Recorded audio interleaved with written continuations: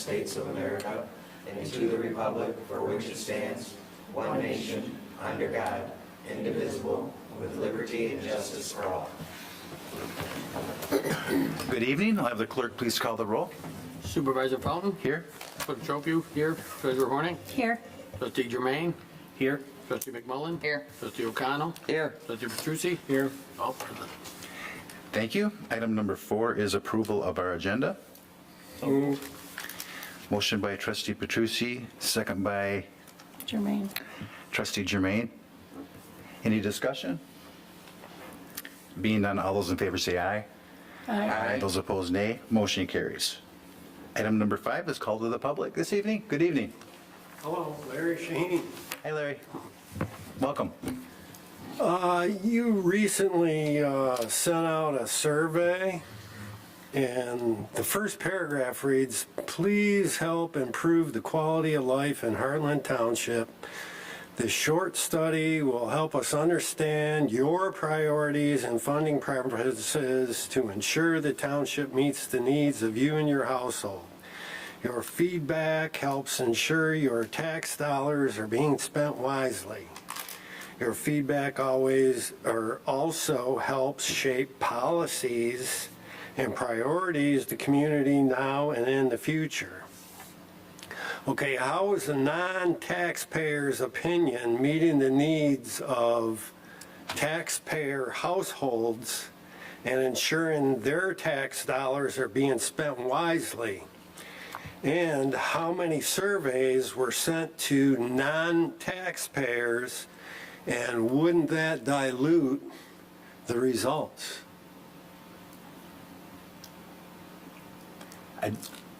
Do you have a Yeah. response? Go ahead. Yeah. So the survey, as it's sent out, is off of our tax roll, and it's sent out randomly. It's not chosen one person or another. It's a random.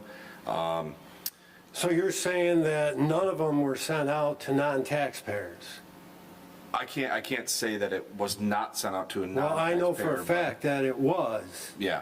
Okay. Well, like I And said, it's that's a my question. randomized algorithm of how they're selected of any resident in the township that they're sent to. I think it comes off the voting list, doesn't it? I'm sorry. Yes, the voting yes, list. So it's yes. people It comes that off of vote the in the voting list, township. Yes. Yeah. So it's not sent to the actual taxpayer? Well, mostly. Well, mostly, doesn't that dilute the results, though? Well, they do live here and they have a quality of life if they vote here and live here. Okay, but they're not paying taxes here, and they're spending the taxpayer dollars. Their input on that survey is spending the taxpayer dollars. Is that not correct? And again, I don't want to get into it's an excellent question. Yeah. Okay, and I don't know if I can get into a lot of the details tonight, but my first thought would be, if you're renting a home or you're renting an apartment, somebody is paying taxes, although the people that are living in those don't own it, but somebody's still paying taxes. Well, I get that, live and here. they should have an opinion, but I know of more than one non-taxpayer that got one of these surveys. And again, we have been doing this for a long time, and nobody has ever asked that question, and I think it's an excellent question. I don't know how to respond this evening Yeah. to your question. But Well, we to could me, but we could ask people that do surveys Yeah. their rationale. To me, how that they do that. dilutes the results, and if there is like an agenda that we want to accomplish, maybe that's not in the best interest of that person actually paying those taxes. Especially if you're not sending them to a taxpayer and you're sending them to a non-taxpayer. Well, all I can say at this point to your question is we have been consistent whenever we've done that, and that's how we try to figure out where people's priorities are that live in our community as taxpayers. You just said it, as taxpayers. Well, but they are still paying taxes of some sort that live in our community.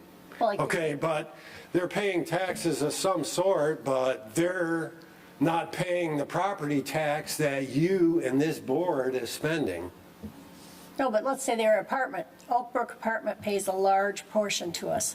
The mobile home park itself pays a large portion of taxes. Like Bill said, somebody's paying taxes. It's a good question. I don't know I don't know if I I'd have to think about it. I'd have to ask other people questions that do surveys. Right. As to the rationale behind why they do that. I don't know the answer to that this evening. Can I get a phone number to your person in Charlotte that sent out the survey so I can question them? I think Mike would handle that. Yep, absolutely. I can get the answer to your question. I can reach out to you. We Well, can I'd like to have a call them and talk to conversation. them. Yep. Like I said, I will get the answer to your question of how, if it's a non-taxpayer, how that's put together. And then I will reach out to you, we'll have a discussion, and we can talk about that with the survey company. Absolutely. Okay, and I'd like to know how many non-taxpayers received that survey. Yep. Okay. That's something, like I said, as soon as I can reach out to them and get the answer to your question, I'd be more than happy to reach back out to you. Yep. Okay, and Do the people that you know that are non-taxpayers, do they pay rent or they have a lease or anything like that? absolutely not. They don't. No. And they got one, They're living for free. Where do they live? basically.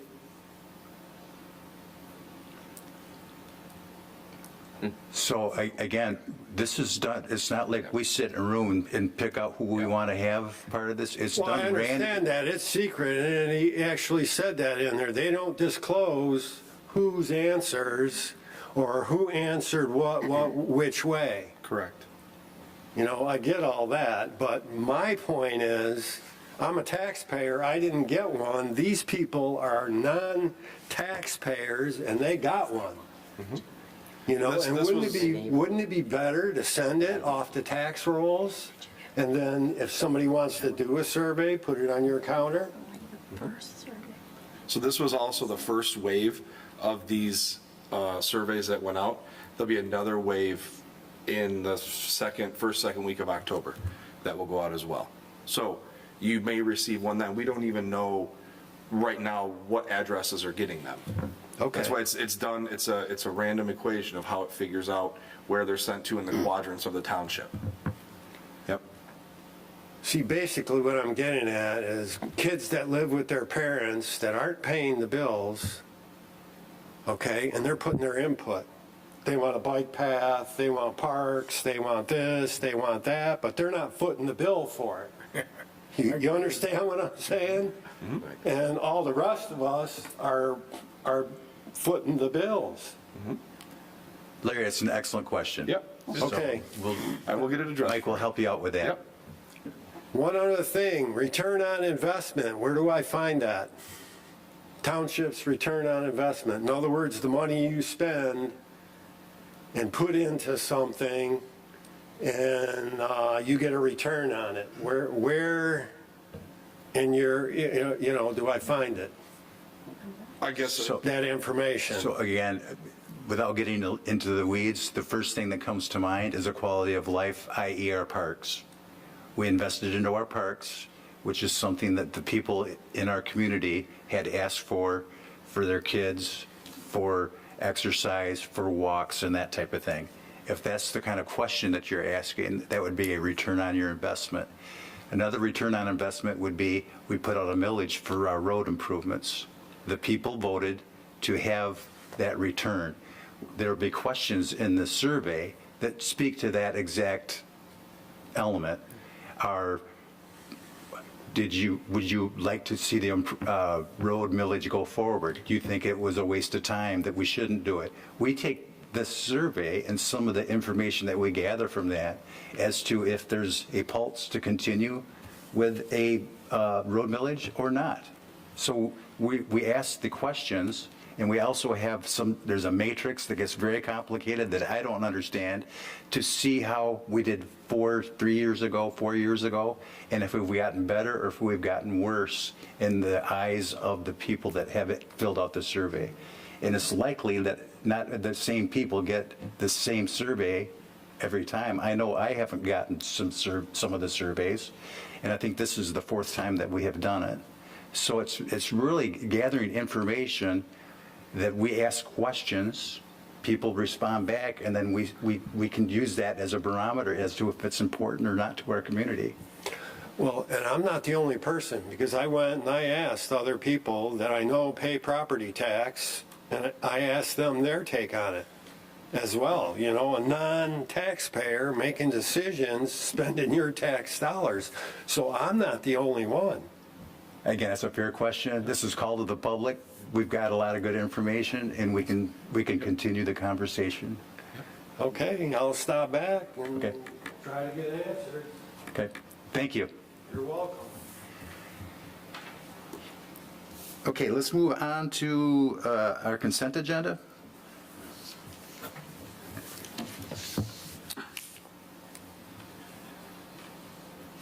I'll make a motion to approve the consent agenda.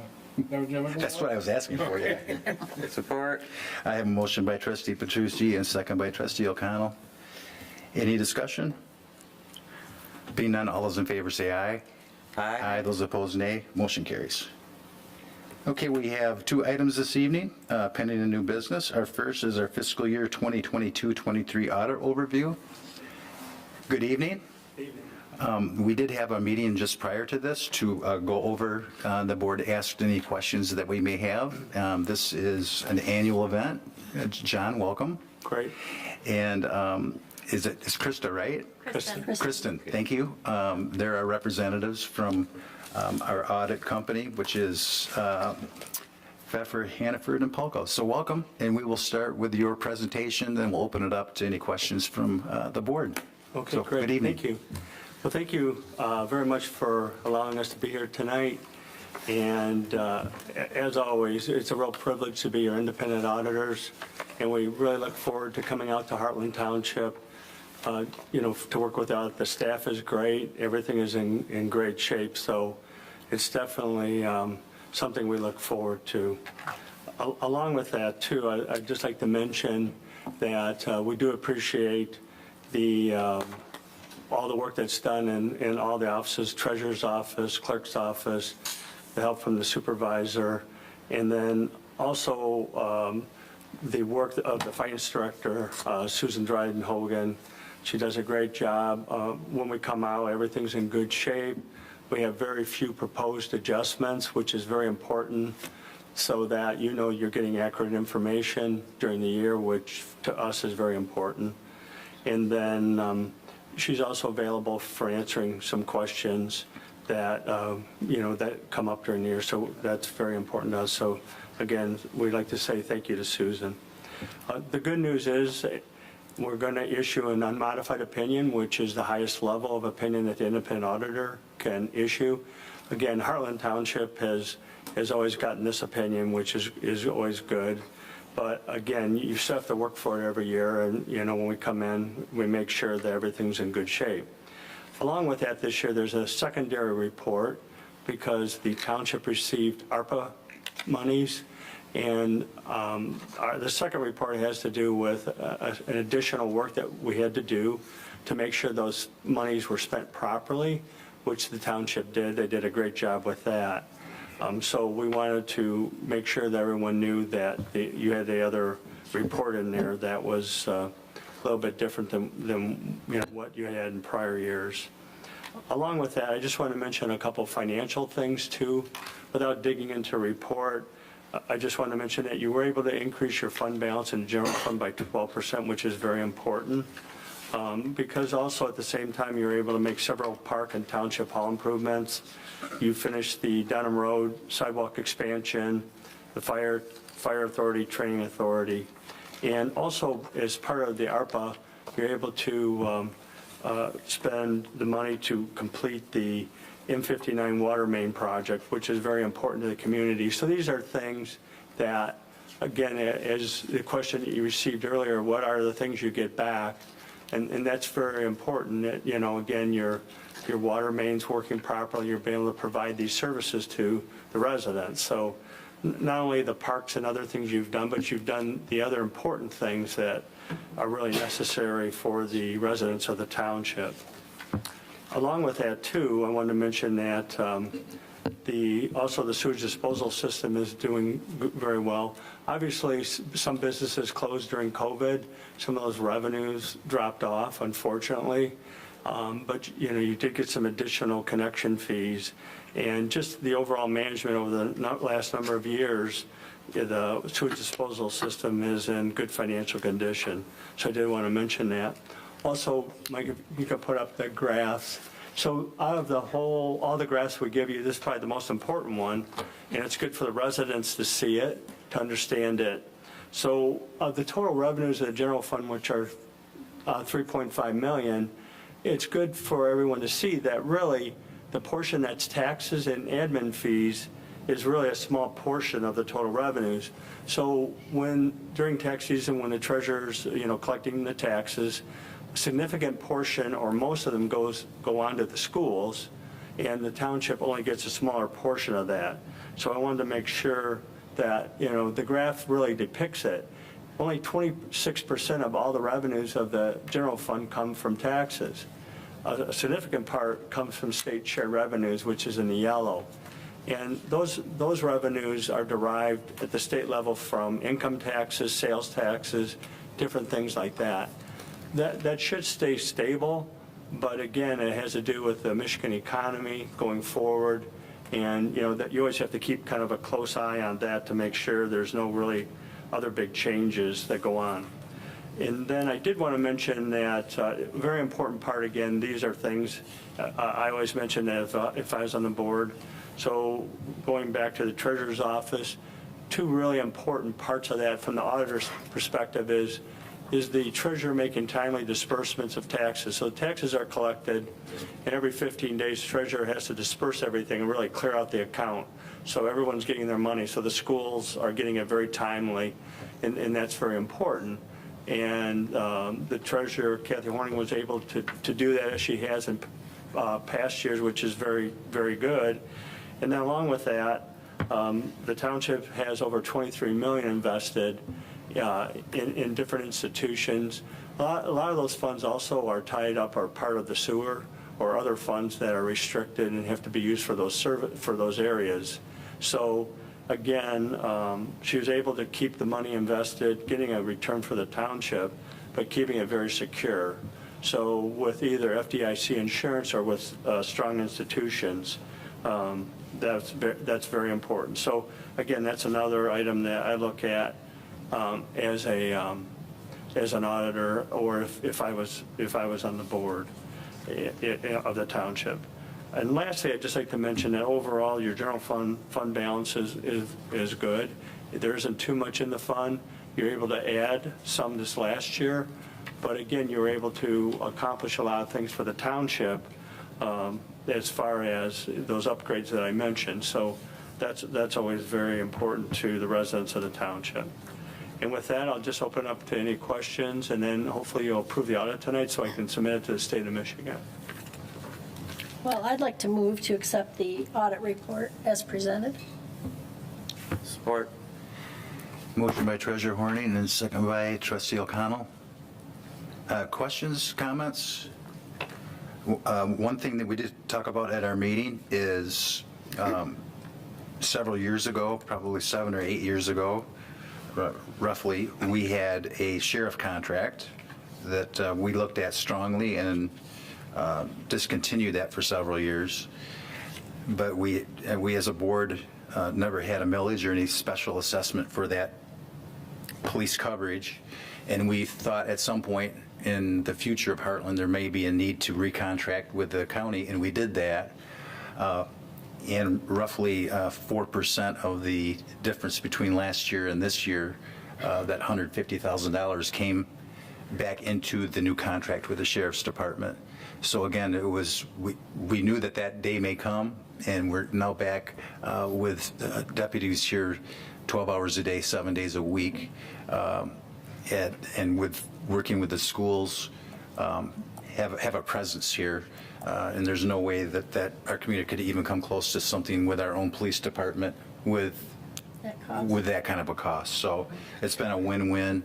And again, we have always strived to have a goal of about 20% of the revenue that comes in is reinvested back into the community via sidewalks, park improvements, and a host of other things, the median on M59, and some lighting here and there.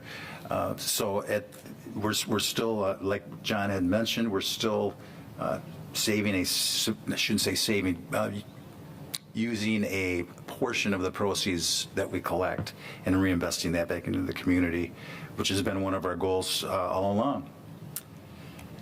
Other questions, comments from the board? Being none, all those in favor say aye. Aye. Those opposed, nay. Motion carries. Thank you so much. Thank you very much. You have a All right. nice evening. You too. Okay, our next item is Heartland Community Events.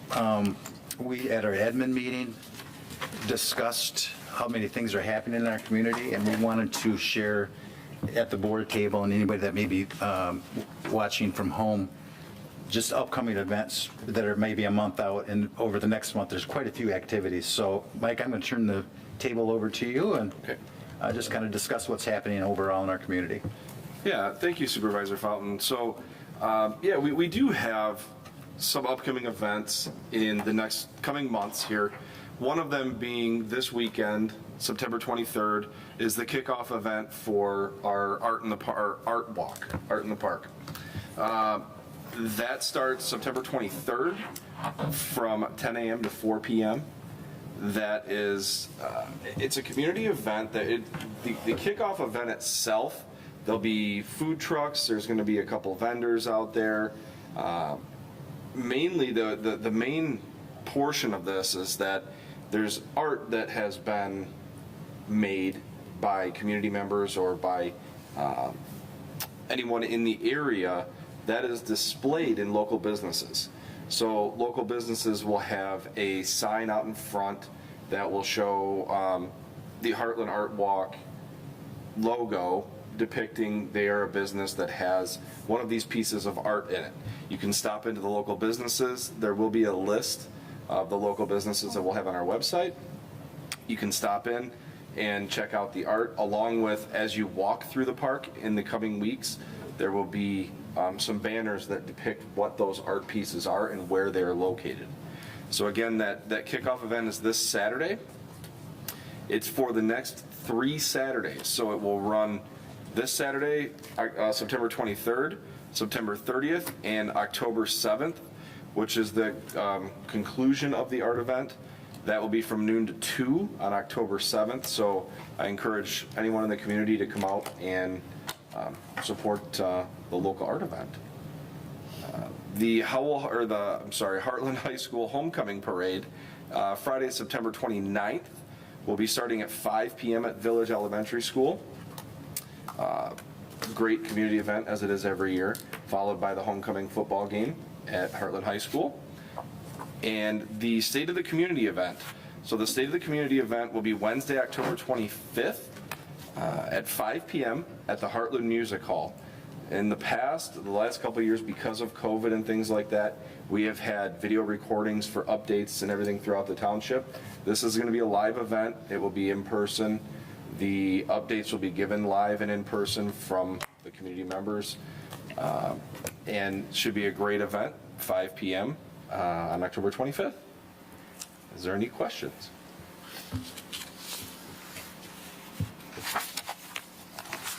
At our chamber meeting this morning, there was several artifacts for that. And it's amazing, some of these young people, what they are presenting. I mean, They really are. they're really gifted. And I believe there'll be some artwork here at the Township Hall. Correct. Yep, there will be I believe it's one piece that's going to be here at Township Hall, along with, and I think it's 5th and 6th grade. They'll have some artwork, pictures, and things that are going to be displayed here at Township Hall as well. Right, and I believe there's going to be a little sign at different businesses throughout the community Yep. that will have that artwork on display. Yes. And I think they mentioned at least one, if not two, permanent pieces of art in the park. One permanent piece of One art. per, Yes. is that the wings, the like Heart. eagle wings The or not? hand. The Holding hand heart. with the heart on it. Got it, okay, That is a permanent piece that will be ready. It will be unveiled on Saturday. on Saturday, Yep. okay. Yep. I did stop down there and meet the guy that was doing the hand there. It Installation. looks a lot nicer than I thought it would. Where's it at? It's just north of the PlayStation there. Oh, okay. Yep. Okay. But Yeah, and the parade's coming back, it kind of went away for several years, and they're trying to bring that back, so Yep. I know Chuck Hughes is very excited about having that event again. So with that, if there's nothing else for this portion, we'll go to board reports, and we start with trustee Petrucci. Tonight, we're going to be discussing the fire station location study. 1 week from Thursday, following the fire authority meeting at 8 o'clock at the fire hall, the committee will be meeting for a second time. Everybody's welcome to attend if they want to voice their opinions on whatever. That's a week from Thursday at 8 o'clock at the fire hall, following the fire authority meeting. So that's the 28th, Joe? Yep. Correct. And that's at the fire hall, correct? Yep. Okay. Thank you. Clerk Schofu, no report. Treasurer Horning, No report? Trustee Germain, No report. Trustee O'Connell, No report. Trustee McMullen. No report. And I don't think I have anything this evening. With that, we will take a brief recess, and we'll go into our information and discussion items, which is our manager's report and the Heartland Deerfield Fire Station location study. So we'll take a brief recess, and we'll start that meeting. Okay, the brief recess is over, and Manager Luce, you have the floor. Thank you, Supervisor Fountain.